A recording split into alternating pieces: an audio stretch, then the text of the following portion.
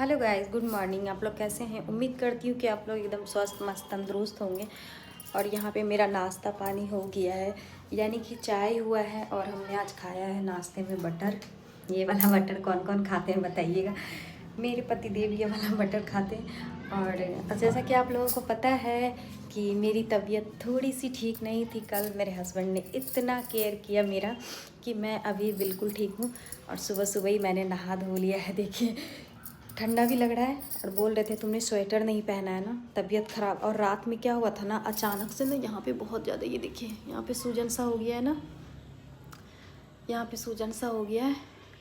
और इतना तेज़ दर्द हो रहा था ना कि क्या ही बोलूँ, एकदम परेशान हो गई थी। करीबन 2-2:30 बज रहा था। फिर इन्होंने गर्म पानी किया और फिर थोड़ा सा मुझे वो दिया, क्या बोलते हैं, डाबर का च्यवनप्राश दिया।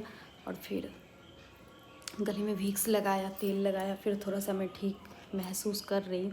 और फिर ठीक महसूस क्या ही कर रही हूँ, थोड़ा सा ठीक होती हूँ और फिर तुरंत लग जाती हूँ अपने कामों में। एक औरत, एक माँ, एक वाइफ हमेशा अपनी चीज़ों को छुपाती है। हमेशा उनको लगता है, सबको लगता है कि मतलब ठीक है, बीमार है, तब भी लगता है किसी को पता ही नहीं चलता। लेकिन एक मेरे हस्बैंड है ना, वो मुझे एकदम परख लेते हैं कि इसका तबीयत सही नहीं है। और यहाँ तक कि रात में भी हमने कुछ नहीं बनाया था खाने में, बाहर से ही हमने था। मेरा मन बिल्कुल नहीं था सुबह उठने का, और मेरा मन भी नहीं था कि मैं उसको स्कूल भेजूँ। आज क्रिसमस का सारे बच्चे सेलिब्रेशन कर रहे थे स्कूल में, तो बोली नहीं मम्मा मुझे जाना है।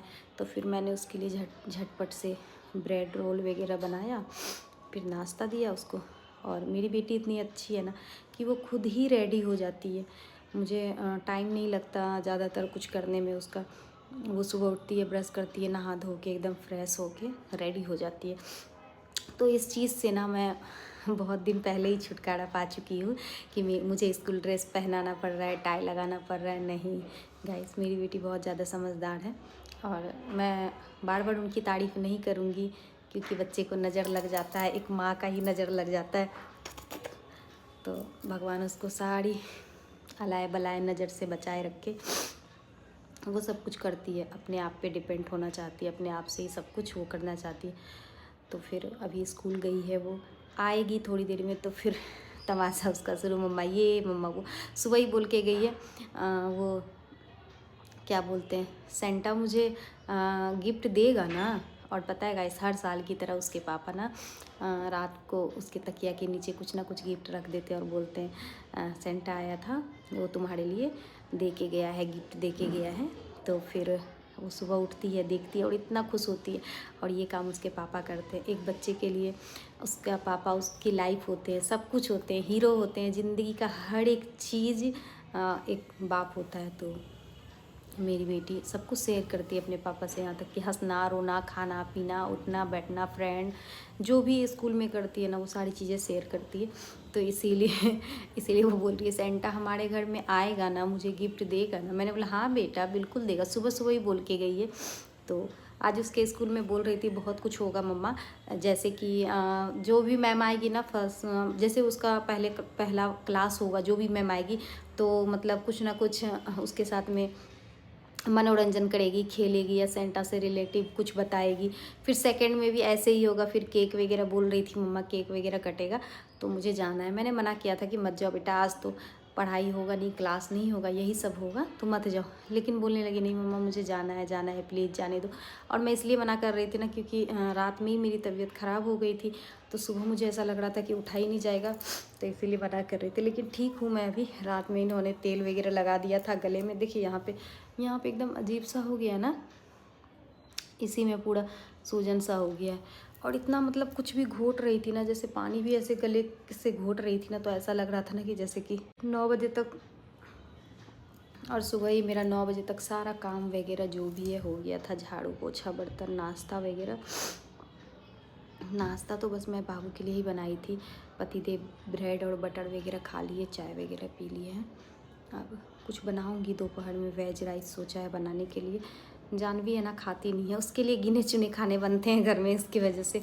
तो बट खा लेगी, आज बोलूँगी खा लो बेटा कोई बात नहीं। जब मेरा तबीयत ख़राब होता है ना तब वो सब कुछ कर सकती है, कुछ भी खा लेगी, ठीक है। जब मैं सही रहती हूँ ना तो मजाल क्या है, मेरी बेटी कुछ भी खा ले, नहीं खा सकती। अगर मेरा तबीयत थोड़ा सा भी डगमगाता है तो कुछ भी खा लेगी, आप जो भी दीजिएगा वो खा लेगी। बट जब मैं सही हूँ तो नहीं। तो पतिदेव ने बहुत ज़्यादा केयर किया। कल का वीडियो भी आपने देखा होगा, जो कि कल मॉर्निंग में 10 बजे मैं सो के उठी थी, बहुत ज़्यादा लेट हो गया था। उठी क्या थी, तबीयत सही नहीं था तो मन नहीं कर रहा था उठने का, तो फिर यही नाश्ता वगैरह चाय वगैरह दिए थे मुझे। कल बाबू को भी इन्होंने खुद ही स्कूल भेजा था, लंच वगैरह दे के तैयार वैयार करके। बट मैं आप लोगों से एक ही चीज़ कहना चाहूँगी, पति हर किसी को मिलता है, शादी भी हर किसी का होता है, चाहे वो कोई भी हो, एक अपाहिज हो, लंगड़ा हो, लुल्हा हो, जो भी हो, चाहे बेजुबान हो क्यों ना हो, शादी हर किसी का होता है। लेकिन लाइफ पार्टनर मिलना बहुत किस्मत की बात होती है कि अच्छा घर, अच्छा लाइफ पार्टनर, अच्छा हस्बैंड, अच्छा परिवार मिलना बहुत ज़रूरी है आज के डेट में, जो आपको समझे, ठीक है। ये नहीं कि आप उनके पास पैसा ही बहुत है, जिम्मेदारी बहुत है, बट वो आपकी जिम्मेदारी से पीछे हटता है, तो ऐसा लाइफ पार्टनर कोई काम का नहीं है।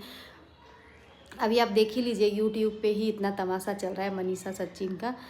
सचिन के पास ऐसी कोई चीज़ की कमी नहीं है जो कि ना हो, ठीक है, लेकिन वो आदमी कहीं और ही अपना वो खिला रहा है, रोज़ खिला रहा है, ठीक है। वो कहीं और ही अपना काम कर रहा है और अपनी वाइफ को वाइफ की तरह दर्जा नहीं दे रहा है। तो ऐसे पति का क्या करना है? ऐसे पति तो मतलब लाइफ में भगवान दे ही ना। उसने अपने शादी के 5 साल उसको हो गया, आज तक उसने इतना मेहनत किया, यूट्यूब पे इतना ग्रो किया, अपने आप को अपना नाम बनाया, अपनी फैमिली का नाम बनाया।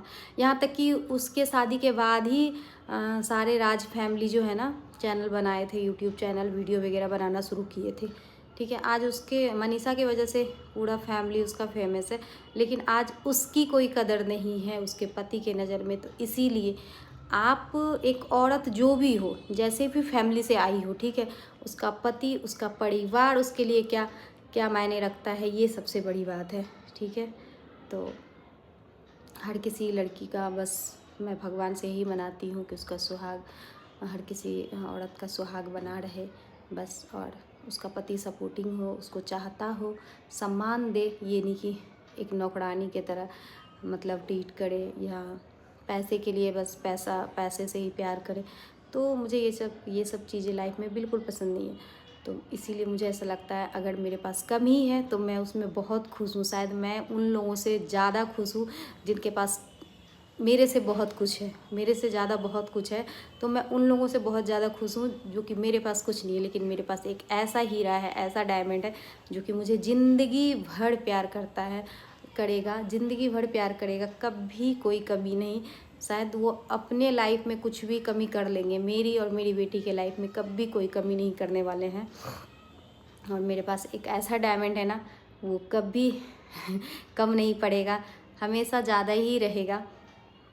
तो मैं अपने हस्बैंड से बहुत ज़्यादा प्यार करती हूँ गाइस। अभी वो कुछ दिन के लिए गांव जाना चाह रहे हैं, तो तब से ही मेरा तबीयत ख़राब हो रहा है कि मतलब मैं कैसे रहूँगी। हम कभी मतलब उनके बिना नहीं रहे हैं, हम जहाँ भी रहें। देखिए मेरी शादी जब हुई थी ना, तो फिर हम कुछ साल अपने ससुराल रहे थे, उसके बाद ही हम मतलब यहाँ आ गए थे, दिल्ली आ गए थे अपने हस्बैंड के साथ। तब से हम साथ ही हैं, जब भी जाते हैं 10 दिन के लिए भी घर जाते हैं तो साथ ही जाते हैं, आते हैं साथ ही। और